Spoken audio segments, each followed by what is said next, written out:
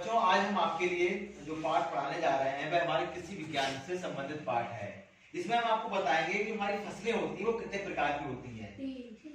दुनिया में फसलें हैं, जैसे आपके अलग अलग फसलें हैं, तो उनमें जो मुख्यतः जिनको हम वर्गीकरण करते हैं, बांटते हैं, तो 3 भागों में बांटते हैं: रबी, खरीफ और जायद। कौन सा? रबी, खरीफ और जायद। जो रबी की फसल है या खरीफ की फसल है या जायद की फसल है, यह अलग अलग माह में बोई जाती है और अलग अलग माह में काटी जाती है। चाहे वो रबी की फसल हो, चाहे वह खरीफ की फसल हो और चाहे वह जायद की फसल हो। देखिए स्लाइड में हम आपको दिखा रहे हैं, ये जो रबी की फसल यहाँ पर आपको दिखाई दे रहा है, ये आपकी सरसों दिखाई दे रही है।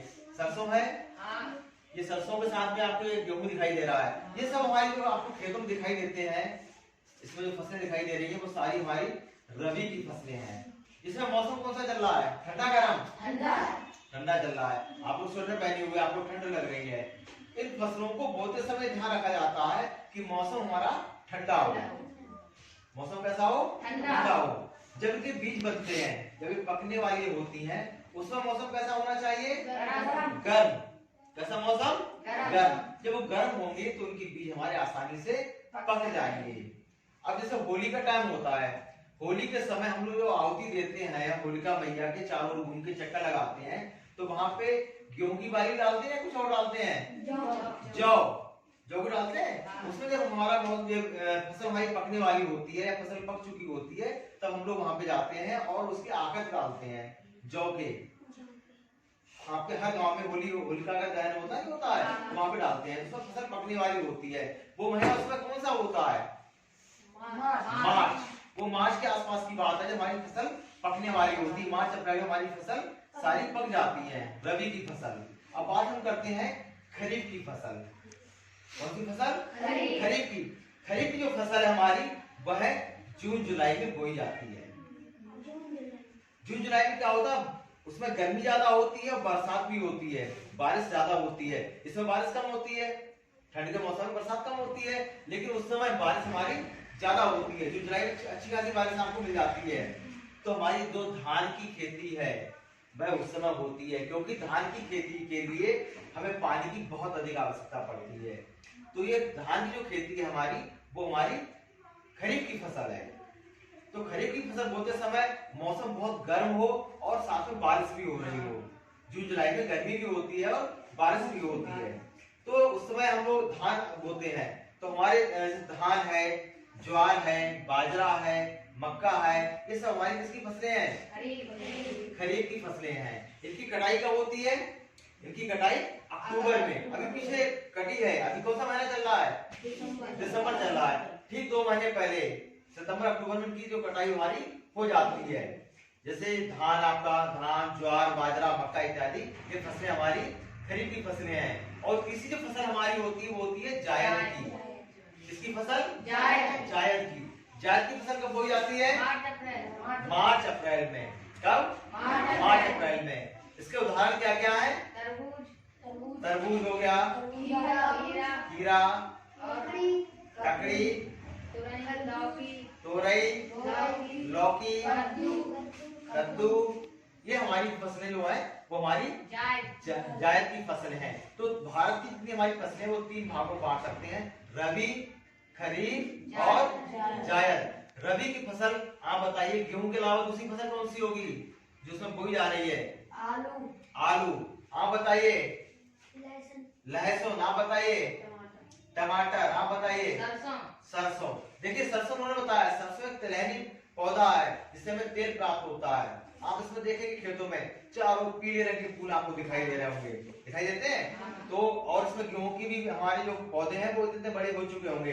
तो अभी हम लोग चलेंगे खेत में, वहां देखकर आएंगे कि किस तरह की फसल वहां पे हमें देखने को मिल रही है। तो ठीक है, आप लोग हमारे साथ चले और तब तक आपको हमें देखिए 2-3 हम आपको ये दिखाते हैं। ये रबी की फसल हो गई हमारी और ये हमारी खरीफ की फसल हम आपको दिखा रहे हैं। देखिए खरीफ की फसल हो गई और साथ में ये देखिए खरीफ की फसल हो गई। और हम जाते हैं, ये देखिए ये आपकी जायद की फसल हो गई। इसमें देखें किस तरह से किसान भाई हमारी फसल को काट रहे हैं। ये धान को निकाल रहे हैं और ये देखिए ये गेहूं जो निकाल रहे हैं रबी की फसल की कटाई के हैं।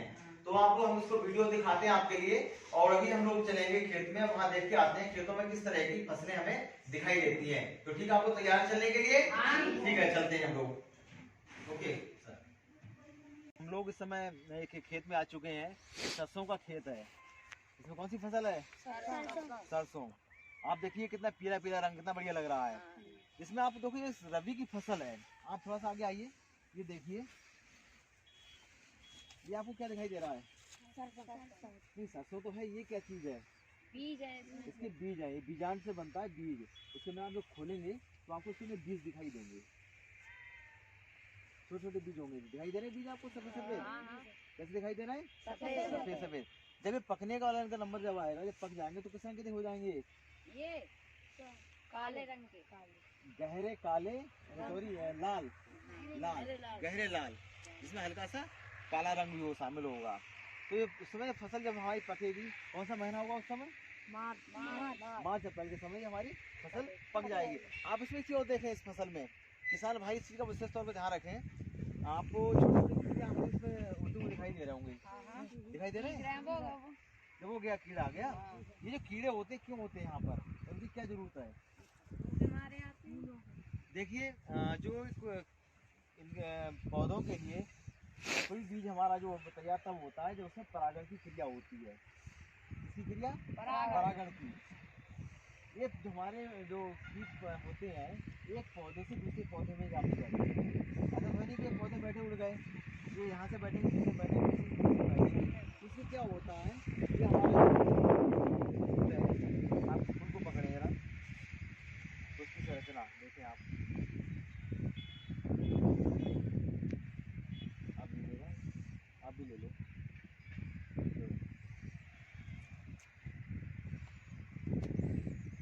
आप देखें इसमें ये आपको जो पीले रंग की आकृति दिखाई दे रही है इस फूल में, ये कितने हिस्से हैं इसके? चार दलपुंज है, ये कहलाते हैं दलपुंज। बीच में इसमें आपको देखो अंडाशा दिखाई दे रहा होगा।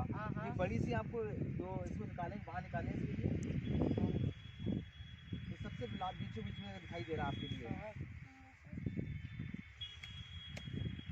ये हमारी दिखाई दे रही आकृति, इसमें बीज बनता है। क्या बनता है इसमें? बीज।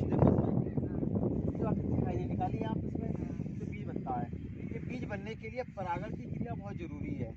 ये जो कीट होते हैं हमारे, छोटे छोटे कीड़े मकोड़े जो होते हैं, ये उड़ते रहते हैं, ये परागण की क्रिया को पूरा करते हैं। किसान भाई इस चीज़ का विशेष तौर पर ध्यान रखें कि इसमें आप लोग कीड़े मकोड़े मारने की आप लोग दवाई डालते हैं, उससे बहुत बड़ा नुकसान हो जाता है। ये हमारे छोटे छोटे कीड़े जो होते हैं, जो कि मित्र हैं हमारे, किसानों के मित्र हैं, वो नष्ट हो जाते हैं, खत्म हो जाते हैं। तो इनको आपको अगर अच्छी फसल लेनी है तो कीड़ों का होना बहुत जरूरी है। ठीक है, ये आपकी कौन सी फसल हो गई है? रबी की फसल। इस सरसों का हम इस्तेमाल किस काम में करते हैं? तेल के लिए। खाने का जो तेल होता है उसमें हम इसका इस्तेमाल करते हैं। कई जगह इसको जलाने के रूप में भी प्रयोग किया जाता है। ठीक है, दूसरी फसल आप देखें बराबर वाले खेत में कौन सी फसल दिखाई दे रही है? देखिए इधर आइए, अब इधर आते हैं। ये हमें कौन सा पौधा दिखाई दे रहा है?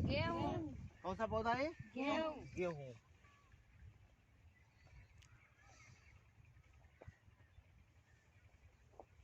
ये आप देखें, ये पौधा में लिया इसकी जड़ में, ये गेहूं का एक बीज था। ये बीज है। इस बीज से पौधे का निर्माण हुआ है। इसकी जड़ें हैं, इसका तना है, इसकी पत्तियां हैं। किसी पौधे के 3 भाग होते हैं, जड़, तना और पत्तियां। ये तीनों भाग इसमें हैं। ये रबी की फसल है हमारी। गेहूं के बारे में आपको बता दें, दुनिया का एक ऐसा पौधा है, एक ऐसा बीज है जिसको खाने से हमें सबसे ज्यादा मात्रा में प्रोटीन मिलती है। क्या मिलती है? प्रोटीन। और उत्तर प्रदेश में हमारे यहाँ गेहूँ बहुत अधिक मात्रा में पाया जाता है। उत्तर प्रदेश में, पंजाब में, हरियाणा में सबसे ज़्यादा मात्रा में गेहूँ होता है। तो गेहूँ की फसल लगभग हर घर में गेहूँ हमारी खाया जाता है, इस्तेमाल किया जाता है। किसान भाई इसको उगाने के लिए मौसम चलते हैं। इस समय जो मौसम होता है बहुत अच्छा होता है। यहाँ पे देखिए किसान भाई, अभी तो इसमें आप देखेंगे इस मिट्टी में आपको कुछ दिखाई दे रहा होगा। ये हल्का सा ऐसा लग रहा है इसमें पानी लगाया है। मिट्टी कैसी है? गीली मिट्टी है। यानी ये मौसम जो हमारा काफी नम रहता है। मौसम कैसा है इस समय? नम है। आप इस समय देखें चारों ठंडक है। अब हम इस समय जो आपकी रबी की फसल का उदाहरण है हमारा आलू, तो उस फसल में हम आ चुके हैं। आइए देखते हैं हम आलू क्या है, कैसा हो रहा है। देखिए आलू की फसल है हमारी ये। और सबसे खास बात क्या है कि हम लोग जो ग्रामीण प्रदेश के लोग हैं या जो पढ़े लिखे लोग हैं वो भी इसको थोड़ा सा गलत रूप में लेते हैं। ये जो आलू हम लोग इस्तेमाल करते हैं खाने के रूप में, ये जड़ है या तना है? जड़।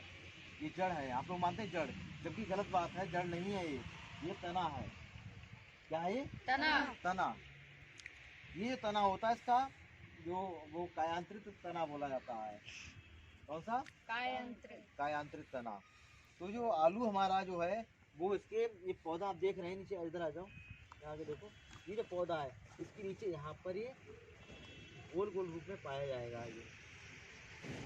ये हमारा ये तना देखा जाता है, लेकिन तना ये है नहीं, वास्तविक जो तना है वो हमारा वो इसके अंदर जो आलू निकल रहा है हमारा वो इसका तना है।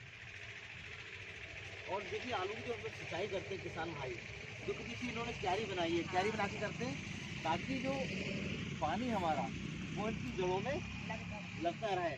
साथ ही जो मिट्टी जो चढ़ाई जाती है, ये वाली मिट्टी इससे चढ़ाई जाती है, जो हमारा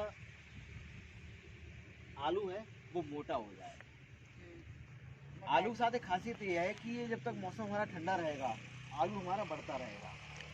जैसे इसका तापमान 30 डिग्री सेंटीग्रेड से ज़्यादा हुआ आलू का बढ़ना बिल्कुल बंद हो जाएगा। यही कारण है कि गर्मी के दिनों में आलू का बिल्कुल भी विकास नहीं होता है और उसकी जो खुदाई हमारी उसी समय कर ली जाती है। तो इससे हमारा जो आलू है इसे जड़ ना होकर ये जिसका तना है। ऐसे ही एक उदाहरण आपको बताएं प्याज का, प्याज भी हमारा एक तना है।